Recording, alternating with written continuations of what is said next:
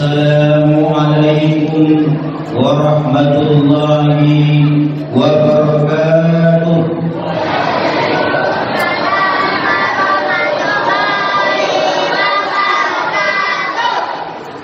Alhamdulillahilladzi arsala rasulahu bil huda wa dinil haqq liyuzhirahu 'ala dini kullihi walau karihal musyrikun.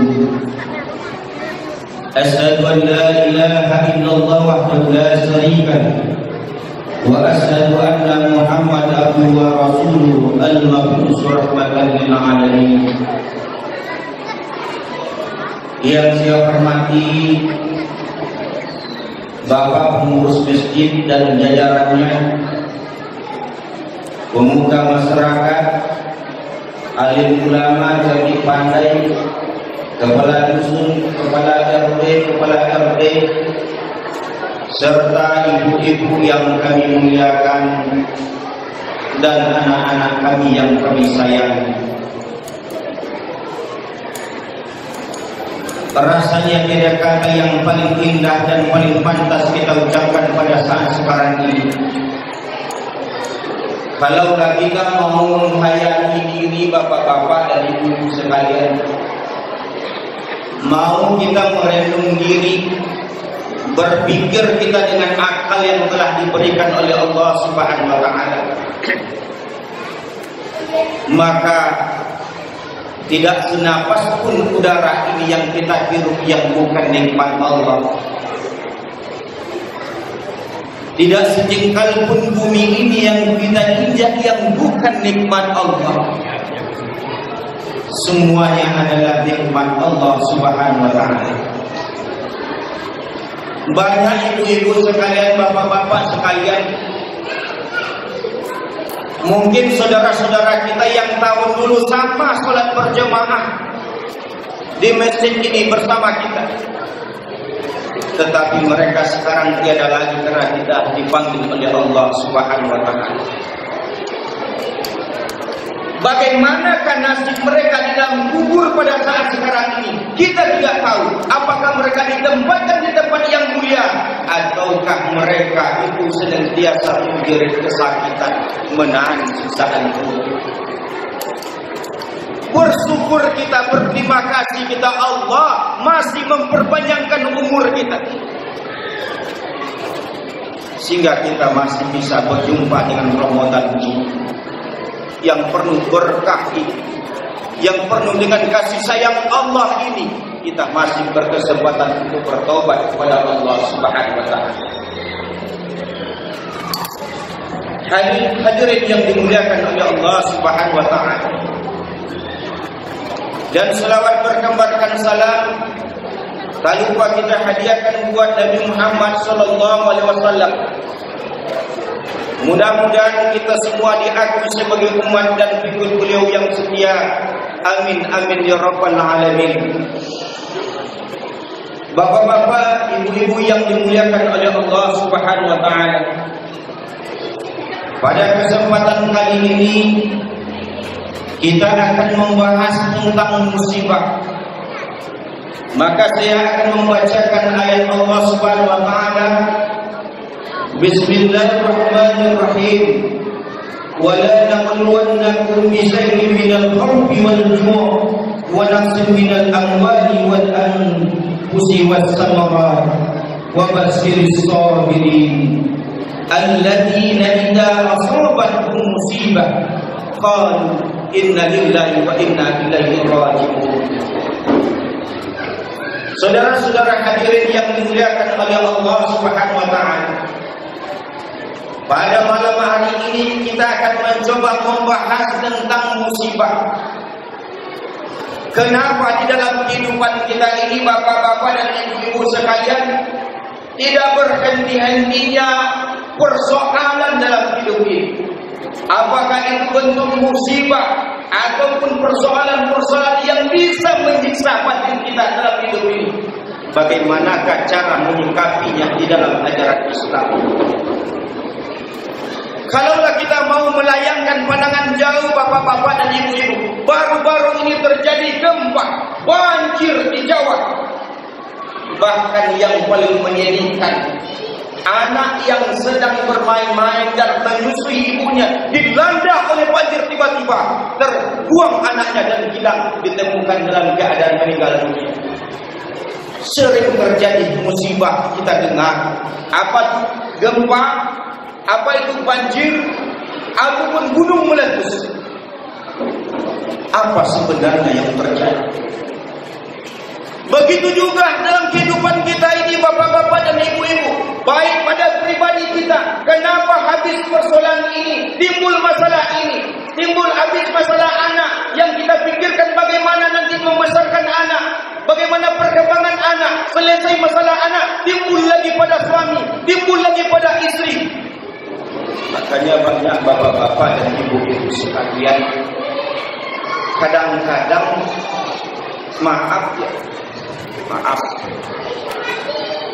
banyak kita ini bak panas mengandung hujan. Harus kita akui, banyak persoalan kita yang selalu dihantui kehidupan kita. Persoalan suami, persoalan rumah tangga kita lah. Bahkan kadang-kadang kita merasa menumpang di rumah kita sendiri. Coba bayangkan, merasa menumpang kita dalam rumah kita sendiri. Ibu-ibu juga seperti itu, makan hati setiap hari sama perangai bapak. Karena apa? Bapak perbuatannya selalu menyakit dan menindas perbuatan hati ibu. Nah, Allah Subhanahu wa taala mengatakan di Al-Qur'an, "Wala nabluwannakum." Saya akan uji kamu dengan ketakutan, kata Allah. Di sini Allah, saya akan uji kamu sedikit dengan ketakutan. Rupanya kita ini memang diuji oleh Allah dengan segala ketakutan. Apakah itu dengan ketakutan kehilangan barang yang kita cintai, atau kehilangan jabatan dalam hidup kita, atau bahkan yang gadis-gadis kehilangan jodoh, ketakutan siang malam. Disinilah hebatnya Al-Quran. Ternyata ada ilmu psikologi di dalam Al-Quran. Saya uji, wala nabluwannakum. Saya uji dengan ketakutan, dengan ketakutan dan kelaparan. Sekarang kita lihat persoalan apalagi corona ini, semua kita ketakutan. Bahkan kita bapak-bapak dan ibu-ibu, bahkan kadang-kadang awak bergaul sehari-hari model sambung, tidak bisa berdoke-doke karena ketakutan. Coba bayangkan, itu jawab persoalan. Belum lagi persoalan lain yang timbul di dalam kehidupan kita dan rumah tangga kita. Namun saya tanya pada malam ini semua bapak-bapak dan ibu, tolong jangan tidur. Kita coba introspeksi diri. Ketika imam sholat isya tadi begitu indahnya bacaan imam, tenanglah hati bapak-bapak. Coba jawab itu. Tenang tak pikiran bapak? Tenang tak? Tenang. Ibu tenang tak? Dibandingkan di luar, dibandingkan masjid ini, mana tenang tak di masjid daripada di luar?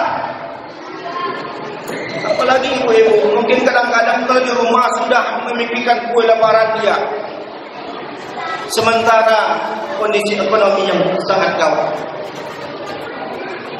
Itu membuktikan sebenarnya kebenaran kehidupan yang sebenarnya itu adalah mendekatkan diri kepada Allah Subhanahu wa taala. Makanya Allah mengatakan, "Wa ma hazil hayatun dunya illa lahun wa la'ibun wa inna ad-daral akhirata la hiyal hayawan law kanu ya'lamun." Tiadalah kehidupan di dunia ini, kata Allah, melainkan sedang gurau dan main-main. Sesungguhnya yang sebenar-benar kehidupan adalah akhirat. Jika kamu mengetahui, makanya kamu apa-apa. Disitulah kalian tidak tertipu. Saat nanti baru sampai ajal menempuh cakra sakratul maut, di situ kita akan menyesal. Kenapa saya tidak rajin duduk di masjid? Lalu Allah akan menguji kita dengan ketakutan, dengan kelaparan, dengan kekurangan harta. Banyak kita ini siang malam memikirkan harta. Coba jujur nih. Mungkin kalau kita presentasikan, kita ini memikirkan akhirat itu cuma paling tidak 10%. Setiap hari bagaimana menambah rumah, beli mobil baru, tapi kita lupa persiapan kita menghadap Allah Subhanahu wa Ta'ala. Lupa kita persiapan kita menghadap Allah Subhanahu wa Ta'ala. Malas kita datang ke masjid ini karena sibuk memikirkan, lebih suka duduk-duduk di kedai warung di sana, memikirkan bagaimana supaya kehidupan di dunia ini lebih baik. Padahal tak tahu tak besok pagi tak pulang dari masjid ini kita dipanggil oleh Allah menempuh sakratul maut. Jadi saya ini, makanya Allah menguji kita dengan sebuah musibah. Apakah itu bentuk ketakutan? Apa itu bentuk kelaparan sebagaimana ekonomi yang sangat susah pada saat sekarang ini? Apa itu bentuk ketakutan kehilangan harta, kehilangan jiwa, dan sulitnya tumbuhnya tumbuh-tumbuhan dalam kehidupan kita dalam bertani? Saya akan uji. Maka apa solusinya kata Allah? Bersabarlah. Sebenarnya kalau kamu sadar kata Allah, semuanya itu adalah dari saya dan kembali kepada saya. Bilang, beruntunglah orang yang sabar kata Allah, yaitu orang yang ketika dapat musibah dia sanggup mengatakan inna lillahi wa inna ilaihi raji'un. Banyak awak nyanyi karena bapak meninggal anak awak, meninggal ini awak, meninggal ayah awak, meninggal ama awak. Tapi kita lupa bahwa semua kita, jangankan ibu kita akan kembali kepada Allah Subhanahu wa Ta'ala. Makanya harus kita sadar kita ini akan semua kembali kepada Allah. Yang terpenting apa? Persiapan kita menghadap Allah. Ingat bapak-bapak, tak semudah yang kita bayangkan ketika sakratul maut itu. Ya ibu-ibu, tidak yang semudah kita bayangkan sakratul maut itu. Makanya kadang-kadang sampai saat minggu, sebulan itu dapat mati. Nyo apa zolim, cilako tanah uang tanah nyo bedo. Itu. Hak uang di kantor korupsi kojo. Nyopo, bopokan sonang hidup di dunia. Tapi itu. Walau tarabbil zalimina fi amradil maut wal malaikatu wasitu aydihim a'udzu an-nusakun. Apa kata Allah? Orang yang zalim itu ketika sakratul maut saya tepuk-tepuk. Kata beliau begitu sakitnya ketika sakratul maut. Makanya Abu bin As ketika ditanya oleh anaknya, "Ya ayah, bagaimanakah sakitnya sakratul maut itu?" Apa katanya? "Ambil seluruh duri, tusukkan semua tubuh saya ini. Tusukkan semua duri, tusukkan semua tubuh saya, semua duri itu. Dan tempat bernafas saya hanya sebesar jarum." Coba bayangin. Awak belum mati deh, tapi awak susah bernafas, hanya sebesar jarum. Itu semisal. Coba bayangin. Disitulah kita menyesal. Walau taraidil mujrimuna nakisu ru'usihim inda rabbihim rabbana absarna wa sami'na farji'na. Kembalikan saya nanti ke dunia. Saya akan amal soleh yang tidak mungkin. Saya akan beramal soleh. Ada bunyi. Jadi pada malam hari ini saya berpesan kepada bapak-bapak dan ibu. Mulai malam ini renung-renunglah.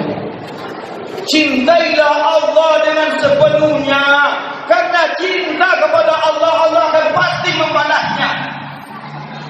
Ndak ketek banyak terjadi bapak-bapak. Kalau jantan go, lagu lah sakit-sakit, dicompak lubang kain awak paluman. Coba bapak. Ndak pun awak boleh melolang awak. Karena aku itulah kehidupan di dunia. Cobaan. Tapi kalau awak cinta karena Allah, Allah akan membalas semuanya. Ya. Jadi jangan yang menyanyi kono mencari boleh untuk membayar uang rumah. Wajero to menghalalkan segala cara. Dapat harta banyak, mobil tanah yang luas. Meninggal kita. Berpindahlah secara halal kepada ahli waris kita, terutama istri kita. Secara halal berpindahnya. Tapi yang bertanggung jawabkan ya di dalam kubur siapa? Awak. Tinggi-tinggi ulah dari sini yang tak selesai lahun wala ibut sedatu raung di dunia mana. Jadi kalau kita mau merenung ini, Allah akan menjadikan kita orang yang benar-benar bertakwa itu.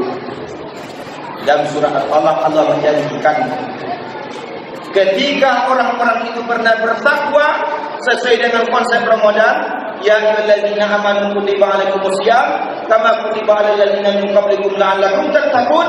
Orang yang benar bertakwa itu kata Allah, saya berjanji kata Allah, saya akan mudahkan cari solusi dari masalah dia itu, dan saya akan beri rezeki di jalan yang tak terduga. Simple hidup ini. Mungkin Allah bantu. Cuma awak yang cilaka. Beragama Islam, syahadat Islam, tapi kita tidak mengamalkan Islam. Jadi bapak-bapak dan ibu-ibu sekalian, ingat Imam Syafi'i membagi manusia atas 4 golongan. Terakhir sebagai penutup. Yang pertama, orang yang senang di dunia, senang di akhirat. Orang semacam ini orang banyak duit, tetapi dia tak lupa sujud di hadapan Allah Subhanahu wa taala. Dia rajin bertimpah dia. Apakah posisi kita? Silakan pilih kan. Mana posisi kita? Ada mobil Pajero-nya, ada mobil Fortuner-nya, ada Honda Jazz-nya, tapi rajin dia ke masjid. Yang kedua, orang yang senang di dunia tapi malang di akhirat. Dia kaya di dunia ini, Bu, tapi dia sebagai seorang istri durhaka dia sama bapak. Maka saya ingatkan, jangan berharap kalau seorang istri yang durhaka kepada suaminya akan masuk surga. Walaupun dia puasa rajin, ke masjid rajin, jangan berharap. Makanya Imam Ghazali menyampaikan, banyak orang bisa sholat 5 waktu, banyak bisa menjalankan perintah Allah, tapi sulit meninggalkan larangan Allah. Itu hati-hati. Hati-hati. Kan tak ada orang rumah dari depan. Sehingga tak ada orang yang tak sesuai hati ya. Kadang mamanya juga perempuan joko ni kan mula mengumpuk modal 50 je macam kau. Ya, tapi dua kita soal nampak dan boleh. Saya nyuminyo diminta bayar tu kadang-kadang. Ni memang awak kadang jantan berloma. Dulu tak seloma, aku sejak bawa tangguh dah. Atau mengunci awak sendiri. Kadang-kadang duit gini, hanyalah Allah yang sayang kau. Kuang kita pergi laju lendar. Dah ada macam ni. Jono 50, cuba bayang ada ni kan. Lo ni bandung kampung masalah, babuka tu dulu. Jadi hati-hati. Jangan terjebak di situ. Senang di dunia, susah di akhirat. Yang ketiga, susah di dunia, tapi dia tahu diri dia. Tahu diri dia. Berapalah lamanya hidup ini, walaupun saya dapat hari ini nanti sendiri, tapi saya yakin ada kehidupan yang abadi nanti di akhirat, yang semuanya Allah punya. Ketika Allah memasukkan saya ke surga, saya bisa di situ mendapatkannya. lebih di dunia ini. Dia selalu sujud kepada Allah, walaupun dengan kain yang kuwo-kuwo amat-amat, tapi inyo rajin semayang. Ketika azan inyo ikut salat. Inyo anu sosial.